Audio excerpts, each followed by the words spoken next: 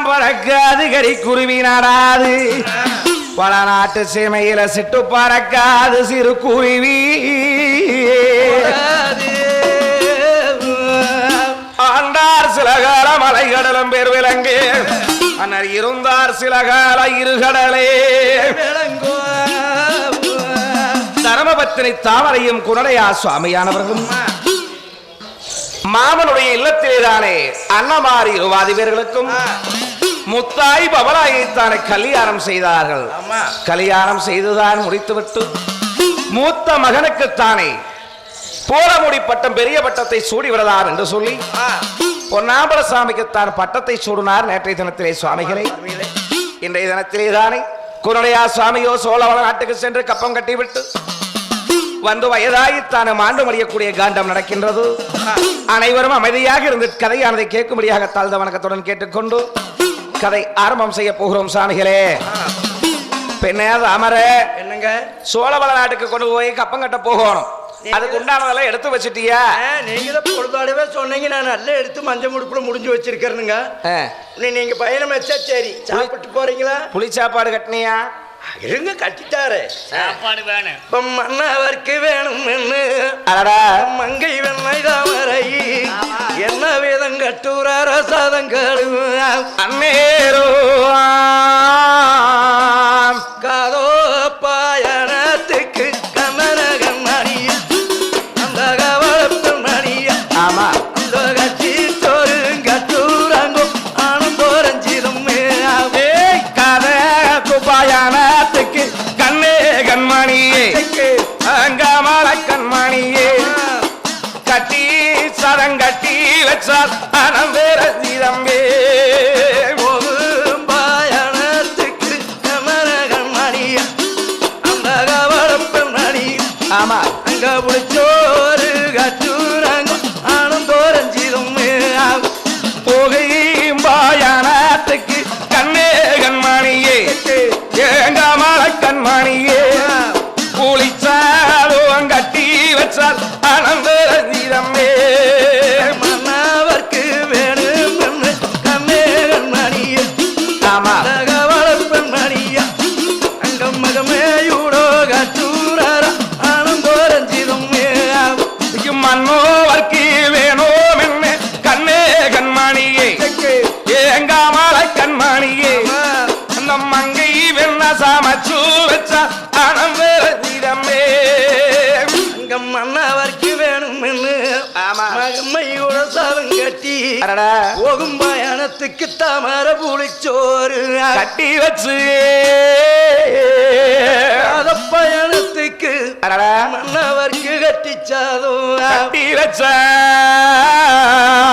கட்டி வச்சுட்டு சாமி மன்னா என்ன நீங்களும் குளிச்சுட்டு சாப்பிட்டு போயிருங்க. போற போது சாப்பிட்டு போறீங்களா? கொஞ்சம் பசிக்கு தாங்க மாட்டேங்க. புளிச்சாப்பாடுவே சாப்பாடு வேணும் முதல்ல. கிளறின சாப்பாடு புளிச்சாப்பாடு உங்களுக்கு சாப்பிட தனியா வச்சிருக்கிறேன்.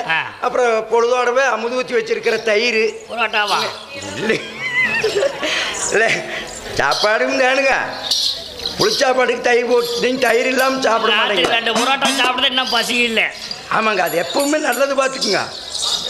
போயிட்டு வரட்டா? போயிட்டு வாங்க சாமி. அப்படி எனக்கு யார் தரமதான் கொப்பை எட்டங்க அவை எடுத்து கைதானே உனக்கு உங்க ஆட கம்பளிக்கதோடு எட்டு அந்த வெத்தலை வாக்கு போய் கம்மு கட்டடி கேட்டு சோழரோட நாடு தேடி வாராரே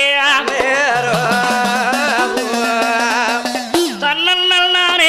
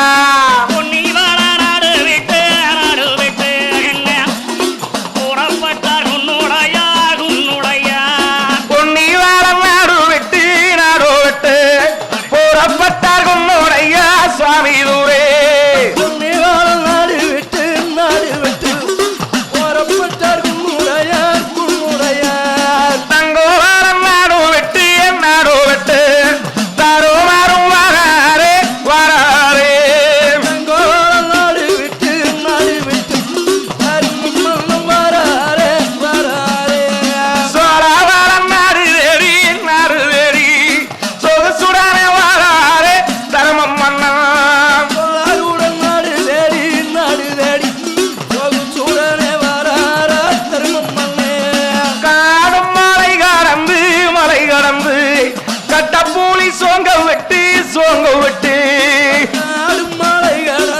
மலை கடந்து இந்த கட்டப்பூடி சோலை விட்டு வராரே சிட்டி உறங்குவானோ உறங்குவானோ சிறுபுலியும் தூங்குவானோ தூங்குவானோ விட்டு உறங்குவானோ சிறுபுலியும் தூங்குவானோ கரடை உறங்குவான கரடி புலி இதையெல்லாம் கடந்ததானே சோழ வளநாட்டுக்கானது வந்தார் தருமர். இப்படி சோழ வளநாட்டுக்கு தருமர் வரும்போது அரமனைக்கு முன்பதாக வானாவளி சேவகனோ என்று கொண்டிருக்கின்றார்.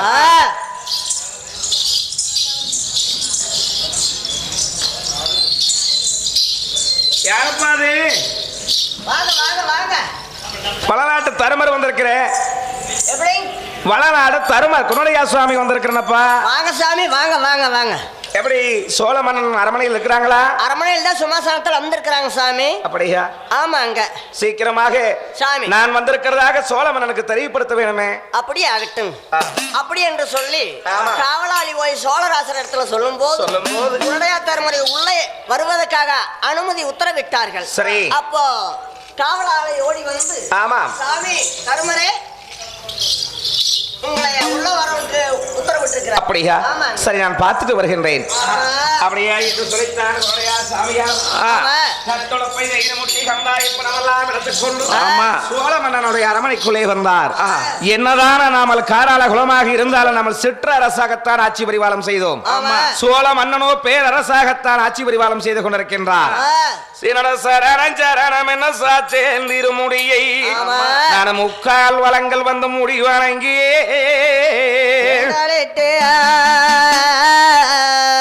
ஐயா சோழ மன்னரே அமருங்க ஐயா ஆசனத்திலே ஆகட்டும் என்று சொல்லி அமர்ந்தார். சுவாமி என்னங்க விகாரம்? இந்த வருடத்திலே தானே தருமரை காட்டு வரி வீட்டு வரி தண்ணி வரி கந்தாயப்பணம் எல்லாம் கட்டொளப்பதையில் முட்டியெல்லாம் கொண்டு வந்திருக்கின்றேன். ஆமாம். ஏனுங்க என்ன இப்பவே நீங்கள் கொண்டாந்துருக்கிறீங்க? இந்த வருஷம் தானே முடிய போகுது. அப்படிங்க இந்த வருஷத்துக்கு செலுத்த வேண்டியது நான் கட்டை கொண்டாந்துருக்கிறேன் ஐயா. தருமரை நம்மளது எவ்வளவுன்னு சொல்லி பார்த்து கணக்கு பிள்ளை கூப்பிட்டு பாருங்க, நான் கட்டணும். அப்படிங்களா? ஆமாம். நல்லது என்று சொல்லி கணக்கு பிள்ளை அழைத்து ஐயா கணக்கு புள்ள சொல்லுங்க. பொன்னிவள நாட்டிலிருந்து வந்திருக்கிறாரா தருமர்? தருமர் கணக்கான இந்த வருத்திக்கு எவ்வளவுன்னு சொல்லி பாருங்க ஐயா. இந்த வருத்திக்கு துரையாசாமி கவுண்டர் கணக்காகப்பட்டது. 6,4 ரூபாய் கட்டணுங்க. அப்படிங்க? ஆமாங்க. சரி, கட்டிடலாம். தைரியெல்லாம் கட்டாய கந்தாயம் கட்டுழப்பு கந்தாயம் கட்டிக்கிட்டு இருக்கிறீங்க. சரி. இந்த வருஷம் இன்னும் கொஞ்சம் கூட நாள் இருக்குது, நீங்க முன்கூட்டியே வந்திருக்கிறீங்க. ஆமாங்கள ஐயா. 6,4 ரூபாய் கட்டணுங்க. பொன்னிவள நாட்டு குருடையாசாமி கவுண்டர் ஆகட்டும் என்று சொல்லித்தான் மஞ்ச முடுப்பிலே கொண்டு வந்த பணத்தை ஆனது எடுத்து இந்த வருடத்துக்குத்தான கட்ட வேண்டிய பணத்தை கட்டுனார். கட்டிட்டு சொன்னார், ஐயா இந்த வருடத்துக்கு எனது பேரலையில் ரசீது போட்டு விட்டீர்கள். சரி, பரவாயில்லை. இனித்தானே எனக்கோ வயதாகிவிட்டது சுவாமி. நான் தானே இனி வருடா வருடம் வந்து என்னால் கட்ட முடியாது. அப்படிங்களா? என் மகன் தானே பொன்னருக்கு பட்டம் சூடியாச்சு. சரி, இனி நாடாள மன்னர் அவர்தான் உங்களுக்கு வந்து இதை செலுத்தக்கூடியது அவர்தான். அப்படிங்களா? ஆமாம். அதனாலே என் பேரை அழைச்சிட்டு இனி என் மகன் பொன்னர் பேரை எழுதிக்குங்கள். தருமரை உங்க பேரத்தானே இந்த சிட்டாவில் இருக்கிற பேரை அழைச்சிட்டு உங்க மகன் பெரிய மகன் பொன்னழகர் பேரை பதிவு பண்ணி வைக்கிறோம். ஆகட்டும். வருஷம் ஒரு தடவை உங்க மகன் கொண்டாந்து கட்டிடுவார் இல்லைங்க? ஆமாம். என்றுதானே பொன்னாபல சாமியினுடைய பெயரை பதிவு செய்துவிட்டு தருமருடைய பெயரை அழைச்சு விட்டார்கள். அழைச்சிட்டு தானே அங்க கந்தாயம் கட்டுளப்பை தயிர் முட்டை அனைத்தும் செலுத்தி விட்டு எங்க குருடையா சுவாமியானவர் தானே ஐயா சோழ மன்னனே நான் எனது நாடு போய் சேர வேண்டும். ஆகட்டும் என்றுதானே வாழாட்ட தேடி எல்லோ வாரே மன்னே